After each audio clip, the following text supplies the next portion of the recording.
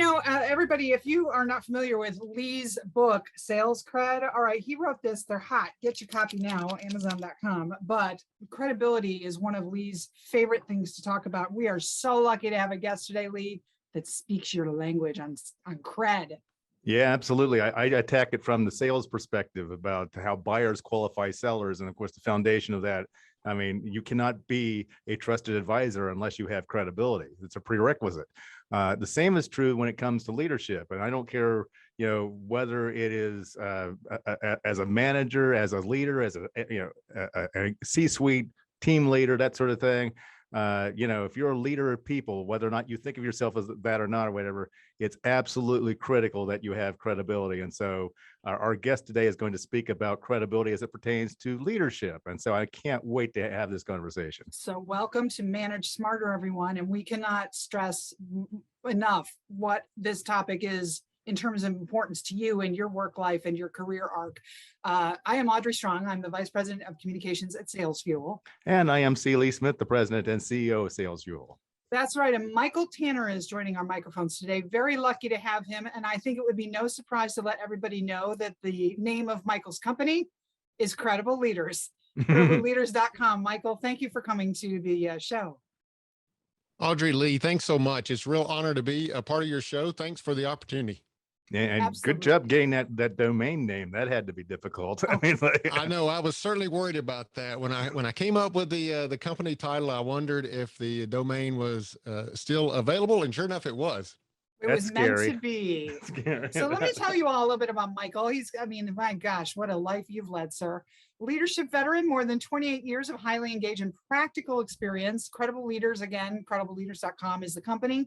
Through successful leadership positions of increasing scope, ranging from the U.S. Marine Corps infantry to C-suite executive positions, Michael is constantly increasing his knowledge and experience as a leadership practitioner.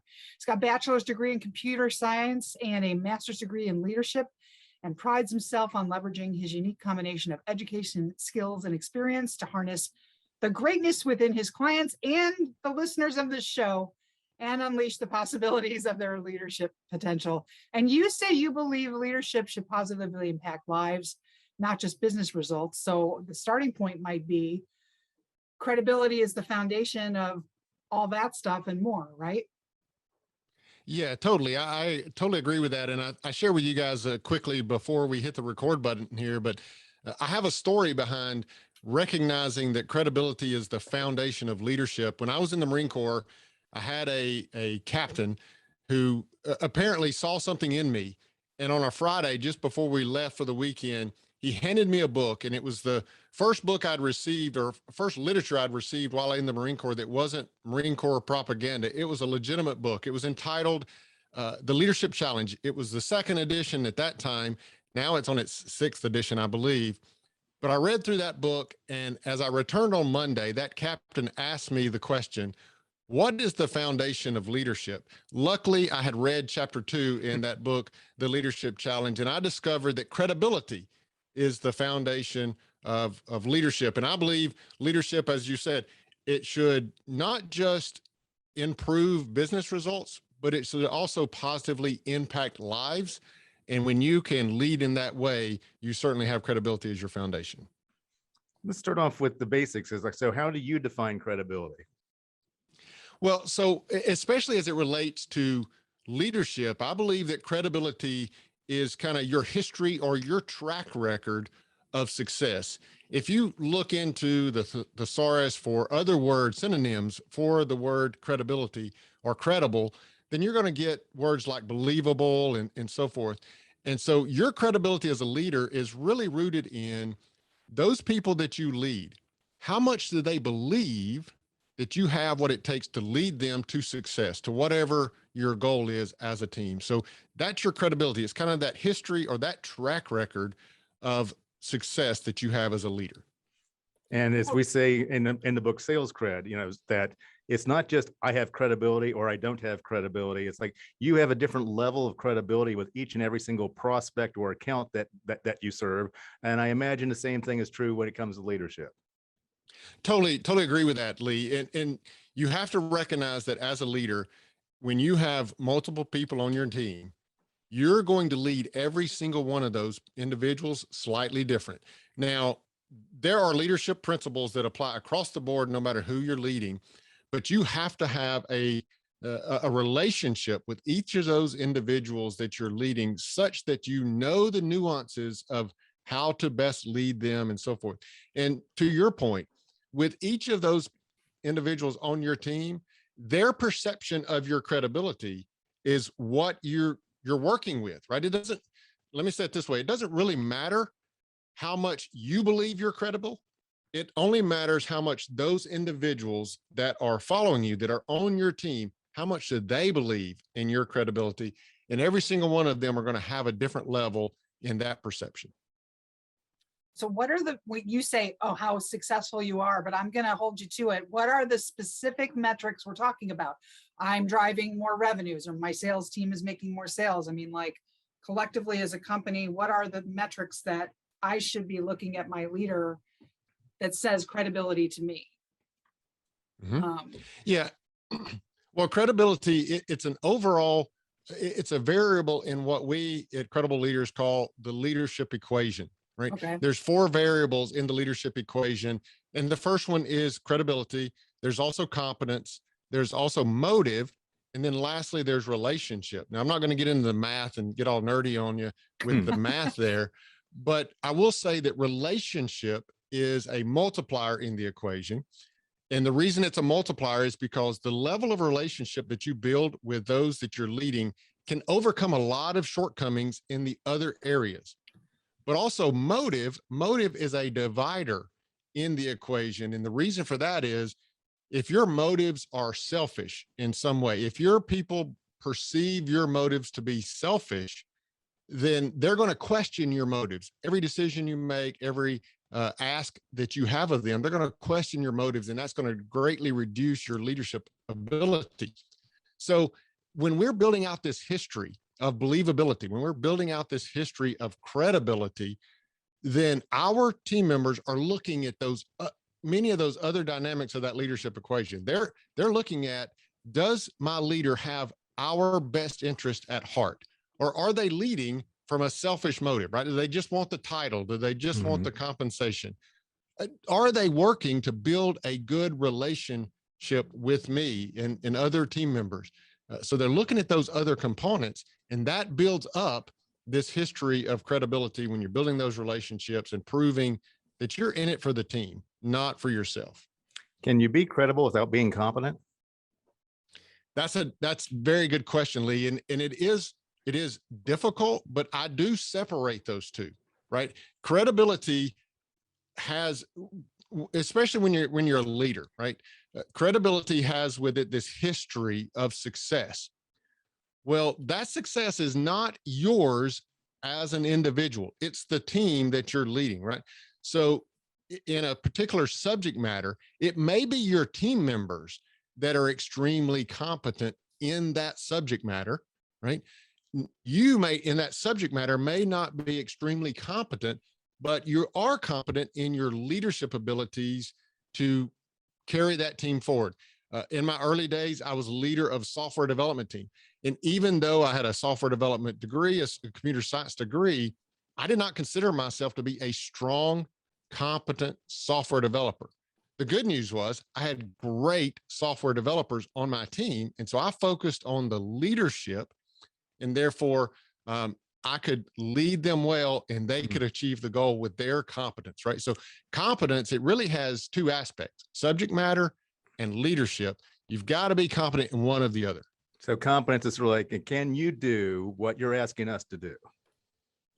Yes, it can. It can be. I mean, again, it's very difficult to lead someone in a subject matter expertise that you know nothing about. That's very, very difficult.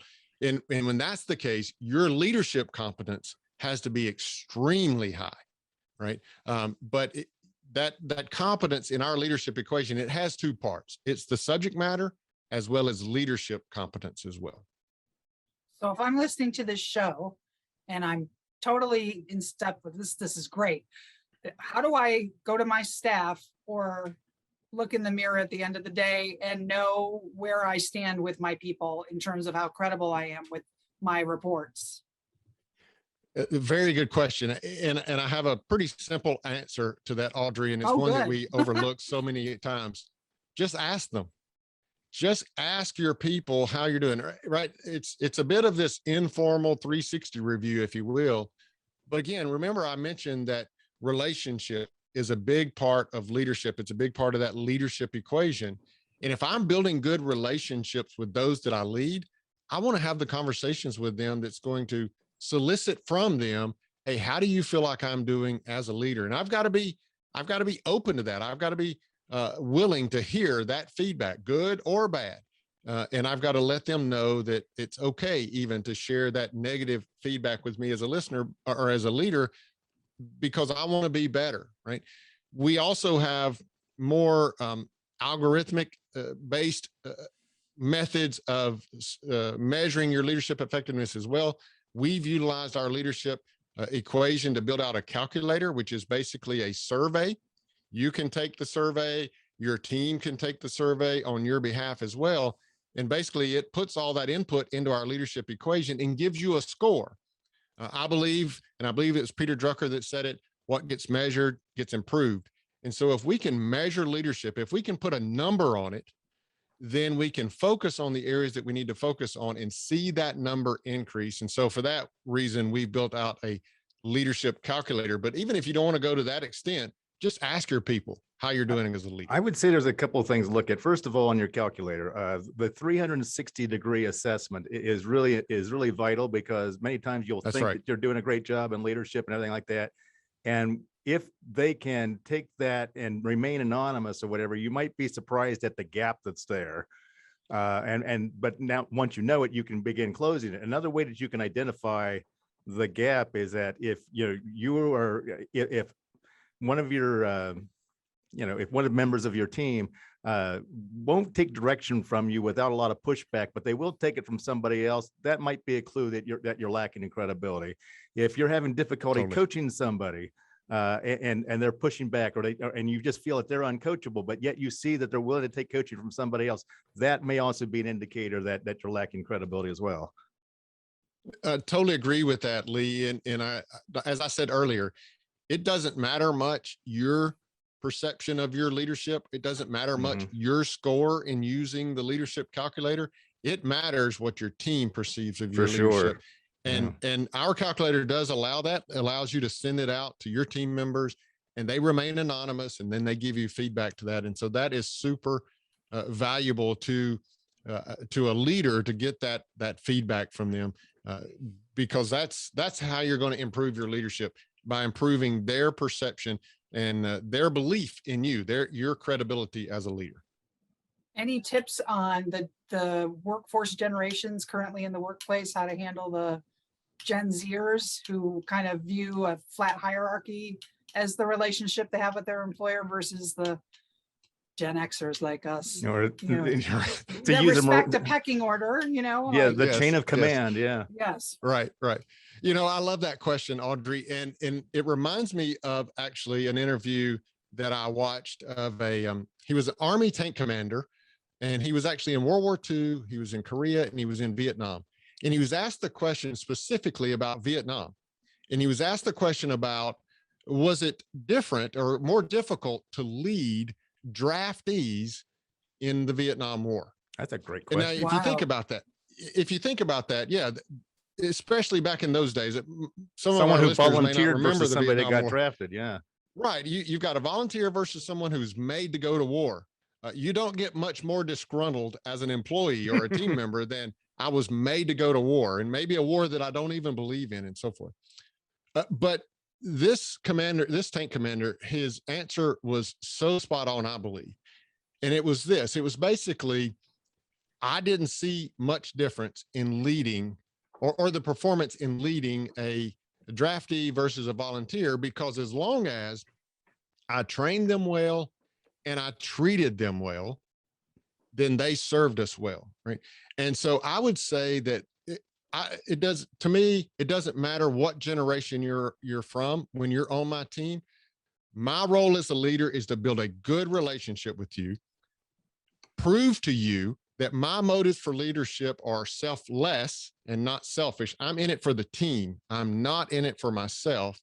And if I build that relationship with you and I prove to you this selflessness, the servant leadership, and I build up that history of credibility and competence with you, you will follow willingly that leadership, no matter what generation you're from, is my belief.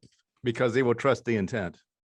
Correct. Absolutely. Yeah. You'll recognize that the intent is not about, self-platitudes or self-promotion or anything like that, but the intent is success of the team itself. It's true servant leadership. And I believe any generation will follow that. We talked a moment ago about how different individuals then perceive you as having a different level of credibility. You have I've identified 5 different levels of leadership. Let's talk about that for a moment.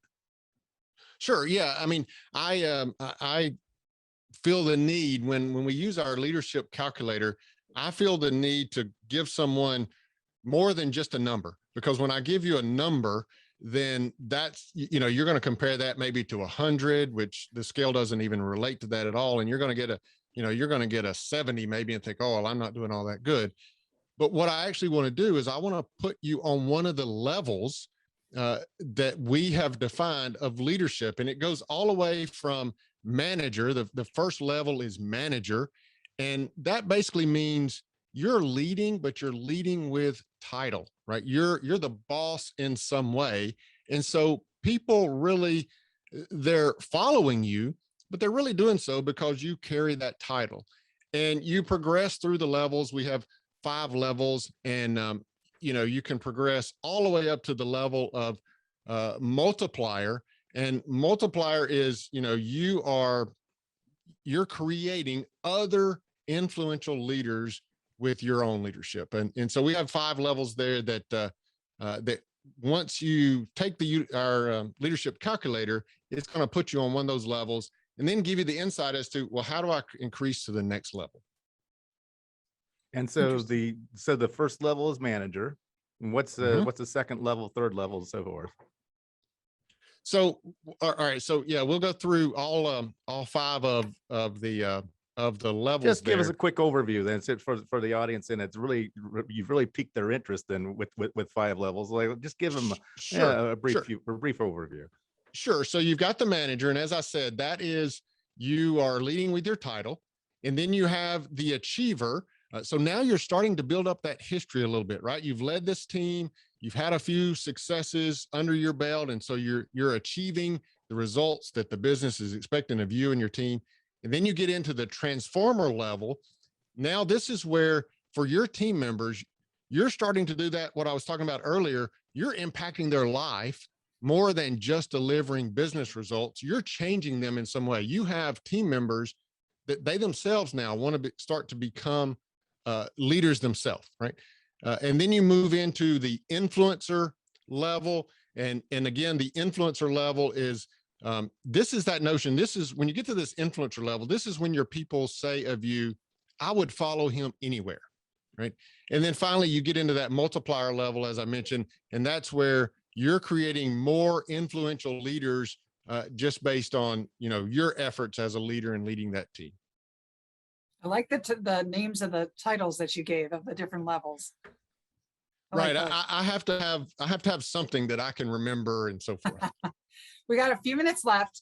Your Twitter is mtanner42 at mtanner42. Credibleleaders.com is the website.